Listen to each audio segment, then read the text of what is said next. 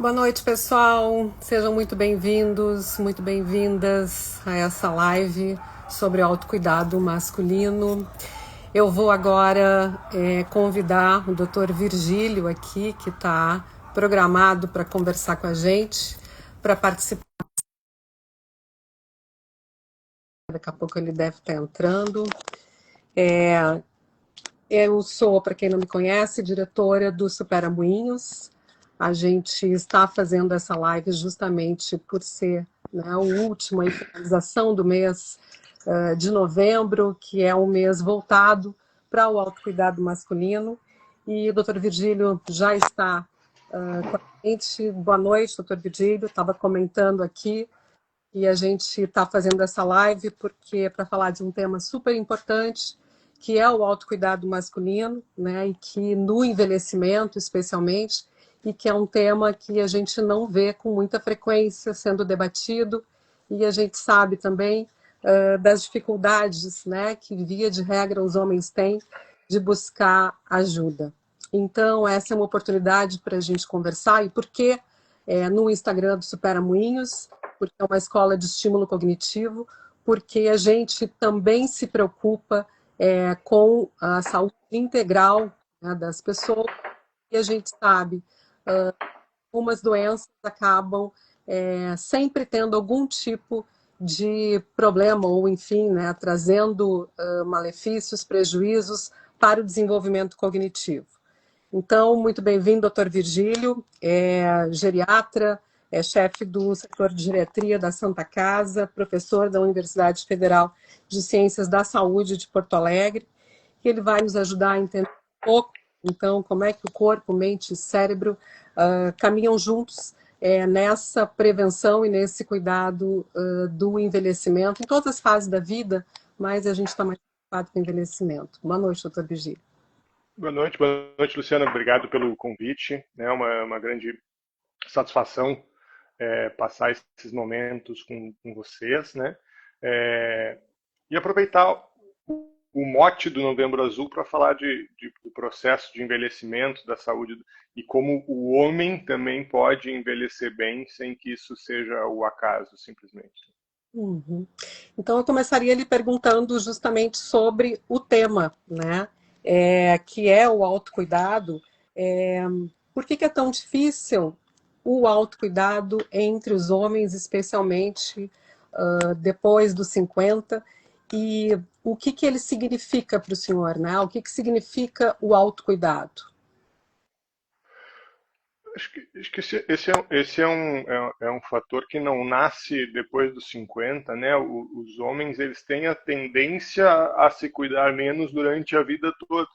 E isso acaba culminando também sendo um dos fatores do processo de envelhecimento ser predominantemente feminino, né? A gente tem muito mais mulheres idosas do que homens idosos, por um processo dentre eles de adoecimento ou de um processo de não cuidado durante a vida, né? O Novembro Azul ele nasceu, né, com o mote da prevenção de câncer de próstata, mas ele é muito mais do que isso, assim, ele é a oportunidade dos homens revisitarem a sua saúde, de lembrar de ir ao médico, né, de ter um motivo extra aí para ir ao médico, e aí a gente fazer uma revisão maior do que só um exame de próstata, né, seja ele de sangue ou toque retal ou a soma dos dois.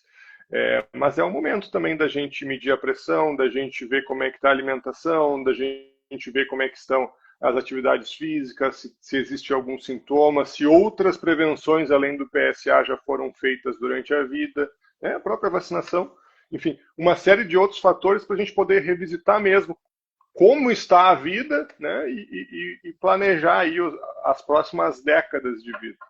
Uhum. E aí, quando esses homens chegam no seu consultório, né, e vêm para essa revisão, como é que inicia esse trabalho de investigação, né? Como é que normalmente, o que passa por essa triagem, né, de exames, enfim, e de busca por uma saúde integral? O primeiro exame, né, Luciana, é o exame mais caro, que é o nosso tempo de conversa, né? e esse é o que a gente utiliza por mais tempo aí para de fato entender assim como é que está a saúde em todos os aspectos, né?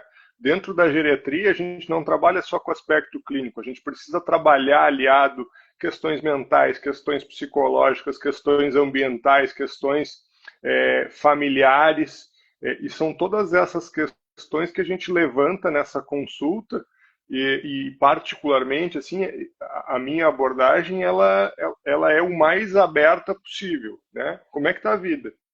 E aí conforme a resposta a gente vai indo para um caminho mais do que o outro, mas a visão ela é sempre integral, né? São questões clínicas, mas tem questões mentais, psicológicas, sociais que precisam ser abordadas nessa revisão de saúde. No que diz respeito assim às questões clínicas, né? É verdade que a saúde do coração está muito ligada à saúde do cérebro, né? De que forma, por exemplo, a gente pode fazer uma relação e até se preocupar quando começa a sentir algum problema de memória, começa a sentir alguma dificuldade de foco e que isso possa estar também relacionado a problema cardiovascular, né, que é uma questão também muito importante no envelhecimento para se preocupar entre os homens. Ainda que a gente envelheça de maneira diferente, tanto entre pessoas quanto dentro do nosso organismo ele é um só, né? Ele funciona integrado, não existe aquelas discussões de se o neurologista é mais importante que o cardiologista, né? Ou se o cérebro é mais importante que o coração, ela é estúpida, né? Porque sem coração não tem cérebro, sem cérebro não tem coração. Dito isso, assim, qual é a grande que a gente tem de cérebro e coração? Assim, são principalmente os fatores de risco que levam a gente ter uma maior chance de ter pressão alta, né, de ter infarto e de ter AVC, levam também a um maior risco da gente ter problemas de memória. Então, uma boa parte dos fatores de risco que a gente vai ter problema de memória, eles também são fatores de risco para doenças cardiovasculares. Então, vem daí a associação, né? E aí esses fatores de risco é tabagismo, é sedentarismo, é obesidade, são doenças como diabetes, pressão alta, né, que todas vão aumentar a chance da gente ter doença cardíaca, mas também de ter doença cerebral. Leia-se AVC, mas leia-se também outros problemas de memória. Com relação à diabetes, né, porque a diabetes aí entrando no nosso campo é um fator de risco também para o Alzheimer, e a diabetes hoje ela tem, né, enfim, sempre tem parâmetros. Qual é o seu parâmetro, por exemplo, quando a gente fala um pré-diabético, né? Quando é que a gente tem que fazer soar esse alerta e qual é a orientação antes da medicação, né? A mudança de vida, mudança de estilo e comportamento? O primeiro tratamento, né, Luciana, tanto para diabetes quanto para pressão alta, quanto para obesidade, que também a gente tem um arsenal aí de medicamentos novos que estão sendo utilizados. O primeiro tratamento, né, são mudanças de estilo de vida, que a gente diz, né? Então, assim, é ir para academia, é botar um tênis e caminhar, a gente precisa fazer atividade física. Então, esse é o primeiro tratamento, né? Quando a gente fala de pré-diabetes, a gente está falando de exames de sangue, basicamente, né? Ou o próprio diabetes, a gente está falando, são exames de sangue que definem isso. Uhum. E aí a glicemia de jejum, ela é o exame que vai mostrar isso, né? O principal exame que vai mostrar isso. E quando ela passa de 100, né? 100, o número 100, entre 100 e 126, ela é classificada como pré-diabetes, e aí acima de 126 ela vai ser classificada como diabetes. O grande significado de uma pessoa com pré-diabetes é que se ela não fizer nada na vida dela assim de diferente, em alguns anos ela provavelmente vai se tornar diabética. Uhum. E essa é difícil de fazer essa disciplina com os homens, justamente, mais do que as mulheres, porque a senhora tem dois, né? Atende os que são, atende ambos os sexos, mas tem alguma diferença daí na aderência do tratamento? é mais complicado ou não? Isso eu acho que não está intimamente relacionado ao sexo, por diferentes fatores. Assim, a gente tem primeiro aquele homem que procura espontaneamente, né, ele já está mais propenso a cumprir tratamentos, né? Então, isso já facilita. Ah, O outro que é quando ele vem arrastado por uma mulher, seja ele filha ou esposa, né? Aí ela controla muito dos tratamentos. Então, é, eu não tenho assim esse parâmetro do seguir o tratamento estar relacionado ao sexo da pessoa. uhum. Agora, isso se relaciona a essa mudança de comportamento, né? E essa mudança de comportamento, fazer exercício, se regrar, isso tem alguma relação com, por exemplo, ter mais dificuldade ou menos dificuldade, né? Ou isso é o grande desafio, mudar o comportamento. Mudar o comportamento é o grande desafio, né, Luciano, assim, para todo mundo, né? Não é para pessoa idosa, assim, tu pega um jovem aluno, estudante de faculdade, se ele tiver que mudar o comportamento dele, vai ser difícil ele mudar o comportamento dele, né? No processo, quando a pessoa é mais idosa, ela só tem mais tempo do mesmo hábito de vida que talvez ela tenha que mudar. Então, assim, vai precisar de mais energia para sair dessa zona de conforto. É, mas sem dúvida nenhuma que quem nunca fez atividade física durante a vida, começar aos 80 não vai ser algo natural, né? Uhum. Mas isso faz a diferença mesmo. Assim, nós temos uma pergunta de de um aluno nosso de 89 anos. Ele disse: Estou com 89 anos, ainda tenho que melhorar, né? E essa é uma questão Sempre, importante, assim, né? Tipo, o que dá para melhorar ainda? sempre, Luciana, nunca é tarde demais para a gente começar a se cuidar, né? É, e nunca é tarde demais mesmo. Se a gente tiver dias de vida, a gente consegue viver melhor, assim, esses dias de vida com base em alguns cuidados e tratamentos e hábitos de vida. E se ele é aluno de vocês, eu imagino que ele minimamente ativo ele é, né? Sim. É, então, assim, se eu tivesse eu sempre falo isso, se eu tenho um conselho para dar, faça atividade física. Uhum. Quanto antes tu começar, melhor. Quanto mais tu fizer, melhor. Mas qualquer coisa é melhor do que nada e nunca é tarde demais para começar. Se nunca fez e quer começar aos 89, maravilhoso, né? Claro que não dá para começar de qualquer jeito, né? A gente não vai sair demoramos 89 anos para ir fazer uma atividade física. A gente não vai sair correndo uma maratona, né? Mas com acompanhamento, com treinamento regular, não é impeditivo de correr uma maratona mesmo depois dos 89 anos. Tem uma questão que a gente comentou antes, até conversando. O que é o normal do envelhecimento e o que é que realmente é preocupante, né? Onde é que a gente pode ter como parâmetro, assim, tanto em termos de atividade física como de memória, enfim, quando as pessoas chegam se queixando, né? Diz, mas será que isso não é parte da idade? Ó, via de regra, a resposta para essa frase é não. Não é normal da idade. Assim, é claro que a gente vai, conforme a gente tem um pico de funcionamento físico, que dependendo do que a gente está falando, de qual sistema a gente está falando da vida, ele é entre a terceira e quarta década de vida, é esse pico de função. E Uhum. aí depois, lentamente, a gente vai perdendo função. Mas essa perda de função, ela não pode causar juízo das atividades do dia, né?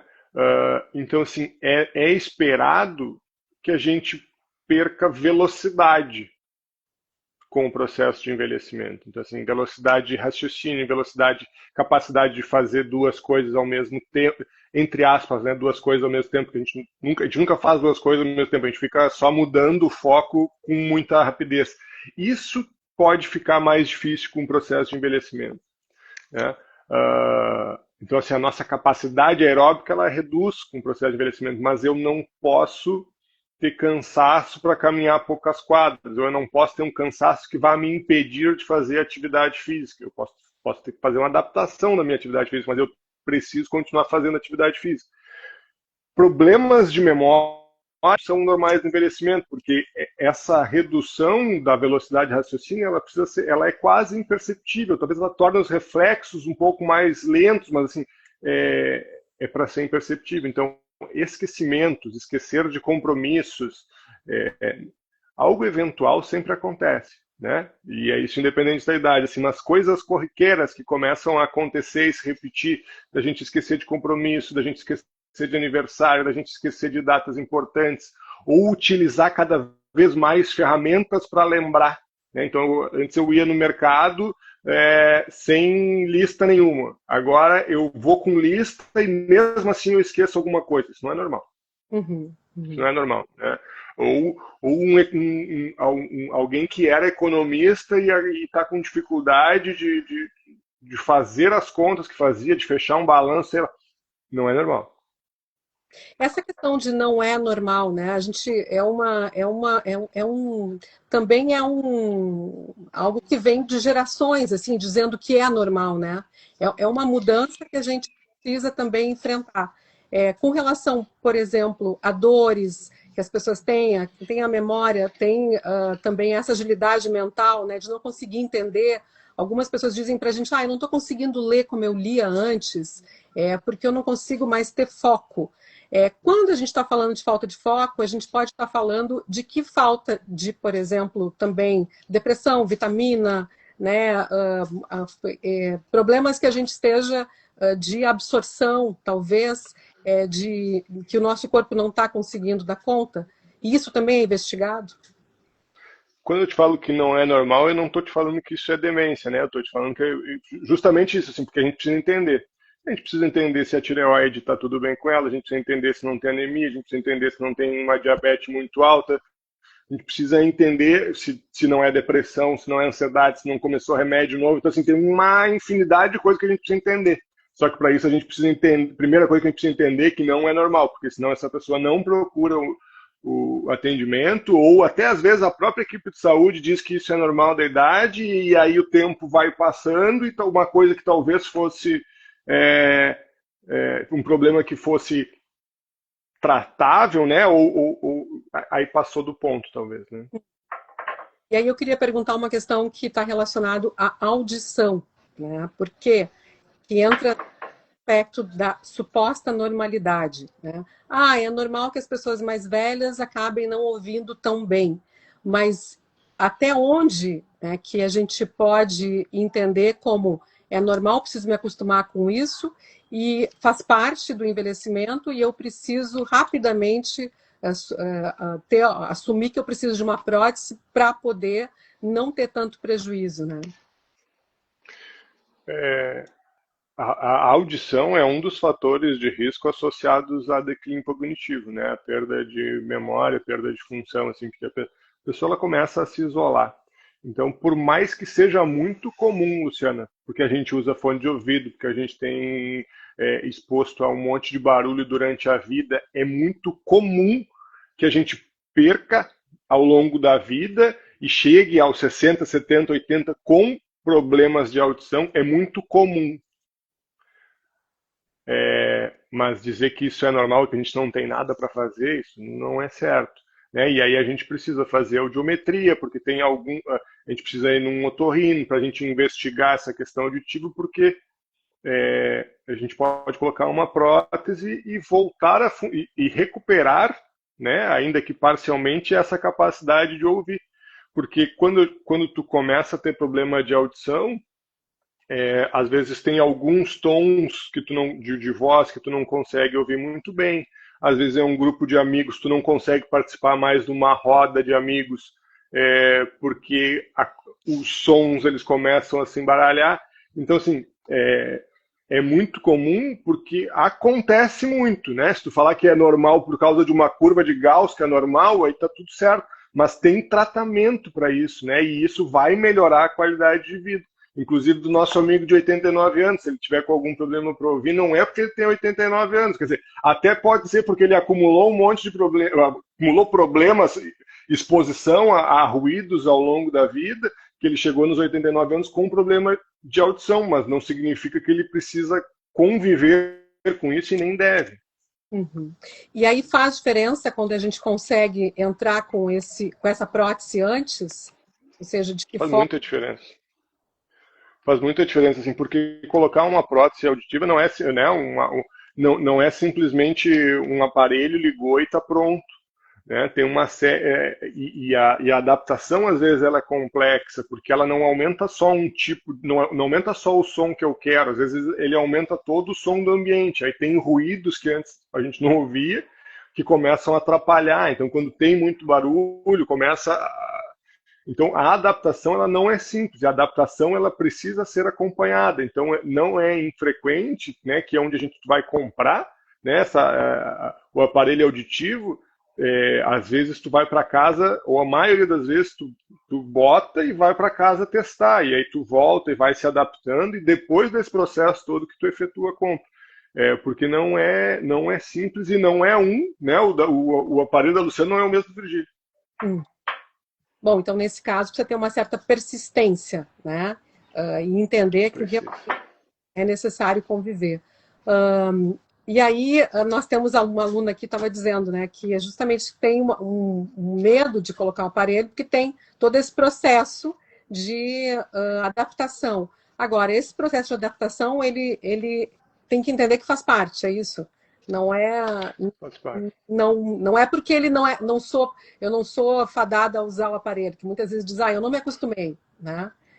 Para mim não deu. Não, a gente precisa vencer justamente essa fase. Assim, não me adaptei. Calma, vamos de novo, né? Volta onde tu colocou, ajusta, né? Às vezes tem que trocar o aparelho, então assim, porque hoje tem uma infinidade de tamanho, de preço, de capacidade. Hoje tu consegue atender telefone pelo aparelho. Assim, Sim. Agora, é muito moderno. ainda voltando ao câncer de próstata, né, que é, enfim, o mote de prevenção do Novembro Azul, na sua prática, o senhor tem percebido assim que esse tabu ele está reduzindo de vir para o consultório fazer o exame ou ele se mantém, né? É sempre uma dificuldade de trazer os homens para fazer uma revisão. E essa revisão, ela tem que ser anual?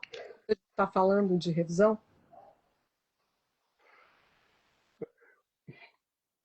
O câncer de próstata, assim, que é de onde nasceu o Novembro Azul, essa prevenção sem contexto, ela é muito debatida, se de fato ela faz a diferença na saúde do homem ou não, né? É, então, assim, ela é debatida, a gente precisa sempre colocar os exames adicionais que a gente faz dentro de um contexto, né? De um contexto de saúde, de um contexto de expectativa de vida, de um contexto de outros problemas, de outros sintomas, de história familiar. Então, assim, é uma série de contextos que a gente tem que encaixar o paciente para não virar uma lista de compra no mercado, né? Que não é isso, né? A saúde da gente ela é muito especial para a gente tratar com uma lista de compras do supermercado. Então, o nosso grande papel é colocar no contexto. Se o tabu está menor ou maior, sinceramente, eu não tenho uma opinião formada. Assim. Eu acho que está meio parecido. Assim, não vejo grandes melhoras, né? Também não vejo nada de diferente. Assim. Uhum.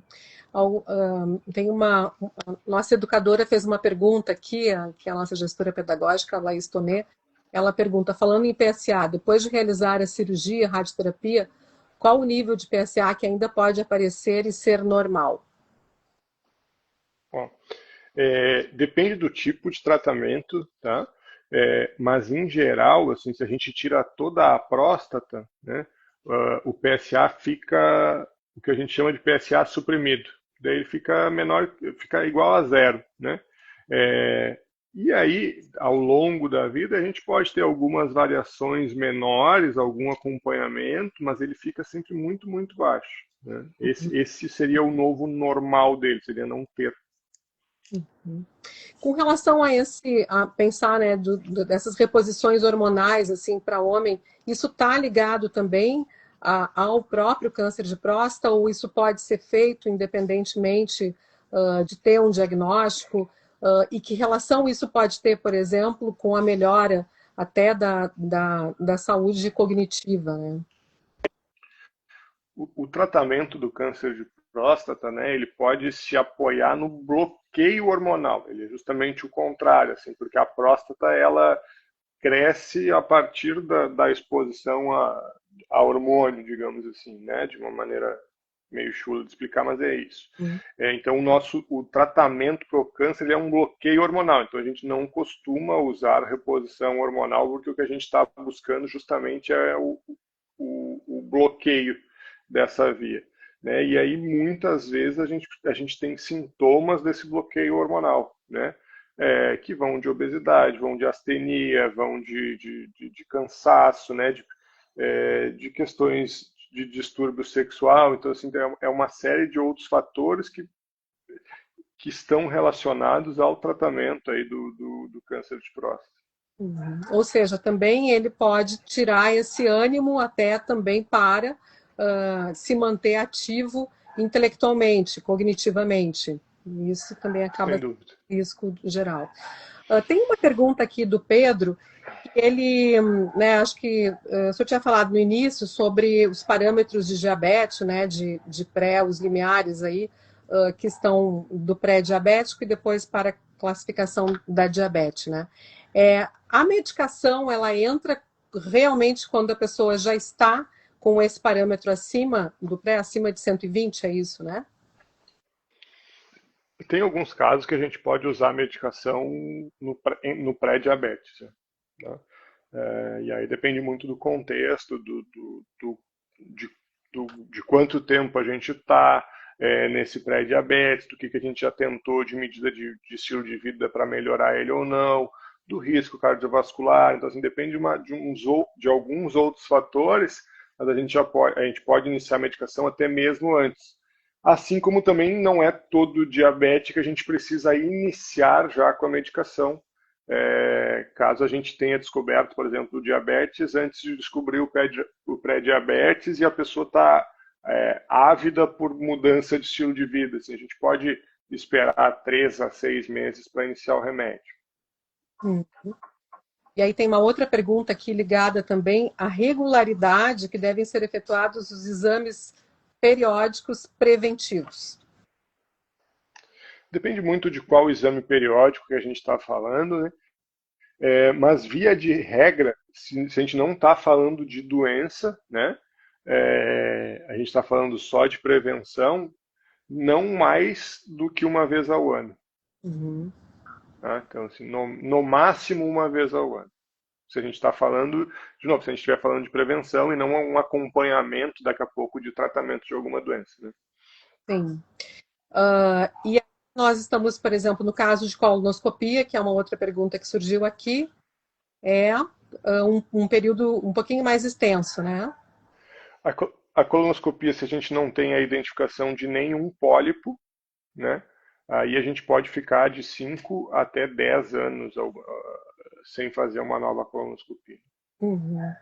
Quando um paciente chega no seu consultório para fazer essas revisões, a revisão, depois dessa conversa, né, que você comentou, que é um momento importante da clínica, os exames são aqueles exames cardio, que são de sangue também, e, enfim, esses ligados também à próstata. Quais seriam esses exames básicos, assim, o kit básico de exame, né?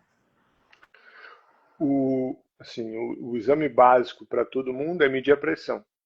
Né? De novo, a gente faz isso no consultório em alguns minutos. Enfim.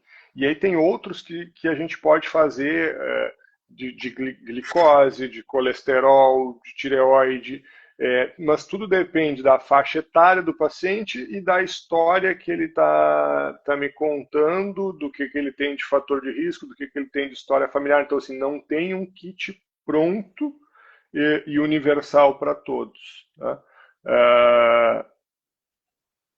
E aí o básico do básico, assim, que seria isso, seria avaliar com o exame de sangue a função do fígado, a função do rim, ver se tem anemia ou se não tem, colesterol, glicose, enfim. E assim, se vier tudo normal, talvez a gente possa ficar 2 anos sem repetir esses exames, né? Se a gente está falando de uma pessoa que vai começar a atividade física e tem fatores de risco cardiovascular, talvez a gente pudesse fazer um exame de esteira, né? Ou talvez fazer cardiograma de repouso, mas é isso, assim, depende do que ele tem de fator de risco. Uhum. Agora, tem uma queixa que as mulheres, por exemplo, quando chegam na nossa escola, mais do que os homens, mas os homens também, que é a questão da falta de memória, né? E às vezes isso pode também estar relacionado a fatores emocionais, como depressão, por exemplo, né?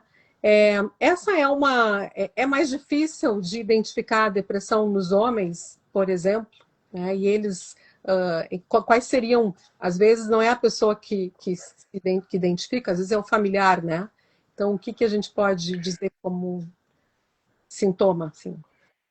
O, assim, o principal sintoma é a perda do interesse, né, ou aquele que chama mais atenção, assim, a perda do interesse pelas coisas que a pessoa gosta de fazer. Né? E aí, das mais variadas, assim, gostava de assistir futebol, não quer mais assistir futebol, gostava de ir na praça, não quer mais ir na praça, gostava. Assim, esse talvez seja o que chame mais atenção, né? Mas depressão, ela impacta o sono, seja para mais ou seja para menos, ela impacta o apetite, que seja para mais, seja para menos, né? O apetite ou o peso, tristeza, choro, né? Mas a perda de vontade talvez seja o sintoma mais clássico e que mais chame atenção, né? Na população idosa como um todo, e aí a masculina também. E a questão do sono, né? O que é um sono que deve preocupar, assim, do sono que é normal também, ou melhor, é comum que o sono não seja o mesmo em pessoas mais velhas, acima de 60, 70, ele vai mudando, né? Mas o que a gente pode considerar como sendo aceitável e o que tem que buscar ajuda? E nesse caso, que ajuda que é, né?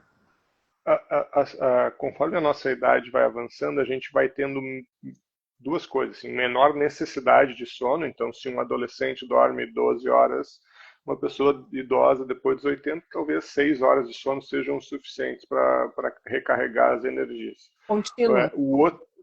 A outra coisa que tende a acontecer é o sono ser mais leve. E aí muitas vezes disso nasce a impressão de que a pessoa não está conseguindo dormir, né? Ou que tem insônia. Na verdade, ela dorme, mas tem um sono leve. E aí, assim, o que não pode acontecer é esse sono impactar no dia seguinte. Se a gente está dormindo demais durante o dia, assim, se a gente está muito cansado, se o sono é o que a gente chama de sono não reparador, talvez a gente tenha um problema e precise de entender isso. O que a gente tem que entender também é que remédio para dormir, via de regra, é ruim. Por definição, tá? A gente tem algumas opções de remédio indutores do sono, todos com uma carga de efeito adverso, e todos com algum grau de dependência, assim, que conforme o tempo vai passando, eles vão funcionando menos, tá? E aí a gente precisa ter. E aí a gente tem uma outra coisa que a gente chama de higiene do sono, que são medidas que a gente faz para a pessoa dormir melhor. Uso de tela no quarto, nem pensar, o uso de celular à noite, né? Principalmente depois das 10, bebidas com café, bebidas de álcool, tomar um banho de noite, preferir um chá, etc. Uma série, usar a cama só para dormir. Então, assim, uma série de coisas que a gente faz para que a pessoa vá se direcionando para a cama, né?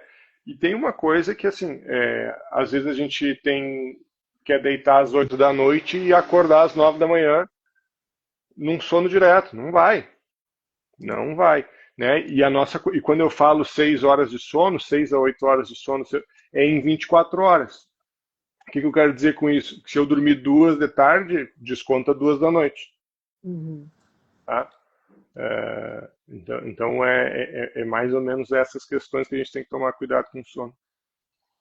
E o uso de oxigênio, assim, de apoio, né, para a noite, ou tem a questão que pode também melhorar esse ânimo de maneira geral, assim, quando fazer esse A, apoio, né? que, a questão do oxigênio ela está relacionada aí com doença pulmonar ou com uma doença do sono chamada de Sarros, né, que é síndrome da apneia e hipopneia obstrutiva do sono, onde a gente talvez tenha que usar CPAP, talvez tenha que usar oxigênio, mas aí ela está relacionada a uma doença, né? Não é porque a gente tem insônia que o oxigênio vai resolver. Uhum. Bom, estamos indo já para a finalização aqui. O doutor Vigílio tem que sair às 7h40, ele tinha me avisado isso já. Tem mais uma pergunta aqui sobre a colonoscopia, para quem já tirou os pólipos, aí ela tem um tempo menor, né? Eu acho que a gente chegou a falar, que aí seria menos de 5 anos, é isso? Depende do tipo de pólipo, às vezes a gente tem que repetir em um ano, mas em linhas gerais é 2 anos, 2, 3 anos a gente tem que repetir. Tá. E tem uma outra pergunta também sobre gordura no fígado, né? Como é que pode ser controlado e até onde não medicar ou partir para medicação? Depende, assim, depende de quanto de gordura no fígado a gente tem. O tratamento da gordura no fígado ele é basicamente o mesmo da pressão, diabetes e colesterol alto, né? Ele passa por medidas de estilo de vida, exercício, basicamente, e um controle do próprio colesterol.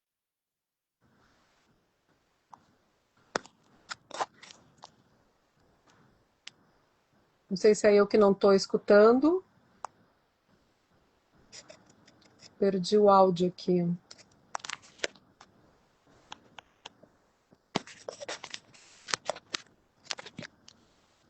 Tá me ouvindo?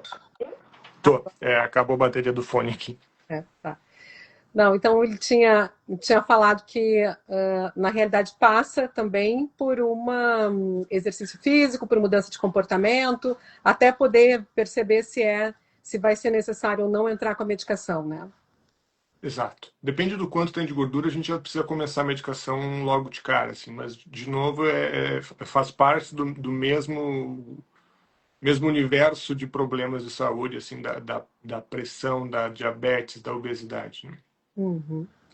Bom, eu pediria então para fazer né, para o senhor fazer uma consideração final, assim, de uma mensagem sobre esse tema, né, de autocuidado, o que poderias colocar como um alerta, enfim, uma palavra, né, da sua experiência, do quanto vale a pena fazer esse trabalho de prevenção e quanto que vale a pena chegar longe, né, com qualidade. Luciano, acho que já vou aproveitar para agradecer de novo o convite, assim, a oportunidade de estar aqui com vocês hoje. O processo de envelhecimento ele não pode ser do acaso, né? Quanto mais a gente se cuida ao longo da vida, maior a chance a gente tem de envelhecer bem, mais e melhor, porque não basta a gente viver 100 anos, a gente tem que viver 100 anos com qualidade de vida. E é isso que de fato a gente quer, né? E aí, para isso, a gente precisa cuidar da saúde. Se eu tivesse um conselho para dar, eu já dei antes, né? Faça atividade física. Isso é o que vai muda muito todos os outros fatores da vida. Aqui a gente falou de tratamento de diabetes, de pressão alta, de obesidade, de gordura no fígado, e todos passam por readequações do estilo de vida, né? Então a gente precisa ser ativo fisicamente. Então, este é um ponto. O segundo ponto que se alguém te falou que isso é normal da idade, cuidado, provavelmente não é. E provavelmente tu precisa procurar ajuda, e quanto antes a gente procurar ajuda, maior o nosso arsenal para conseguir te ajudar, né? E aí os 4 pilares do envelhecimento bem-sucedido, Luciana, são cuidar da saúde, né? E aí cuidar da saúde passa por tudo isso que a gente falou de saúde. O segundo é cuidar da tua saúde mental, cognitiva e principalmente um aprendizado contínuo ao longo da vida, que é o que vocês fazem aí no Supera. O terceiro é participação social, que é ter grupos, seguir ativo socialmente, seguir tendo opinião, seguir convivendo com pessoas da sua faixa etária, de outras faixas etárias, que eu acho que também vocês fazem no Super. E o quarto pilar é segurança social. Segurança social da gente conseguir caminhar na rua sem cair num buraco e ser assaltado, mas segurança também da gente ter uma reserva financeira, da gente ter um suporte para viver a vida. Então, esses são os 4 pilares aí do envelhecimento bem-sucedido. É não esquecer que a gente tem que fazer reserva a vida inteira, né? Porque vai chegar um momento que a gente vai recrutar muito essa reserva. Né? A reserva é de saúde, a reserva é financeira, a reserva é emotiva, né? Social, afetiva. Então, quanto mais a gente acumula durante a vida, mais a gente tem, entre aspas, para gastar ou, entre aspas, ou para usar quando a gente estiver nesse terço final de vida. Para desfrutar, né, que a gente também quer. Tá bom, muito obrigada, doutor Vigílio, foi excelente, assim, foi muito claro, muito, né, muito prático também, e um recado, acho que bonito aí da gente poder pensar em qualidade sempre, em senso crítico, né, e afetividade, e juízo, assim, né, para essa perspectiva, né, um juízo crítico também de perspectiva de chegar longe e chegar bem. Então, tudo de bom para o senhor aí e muito obrigado para todo mundo que está com a gente aqui. Obrigado, gente. Obrigado. Tchau.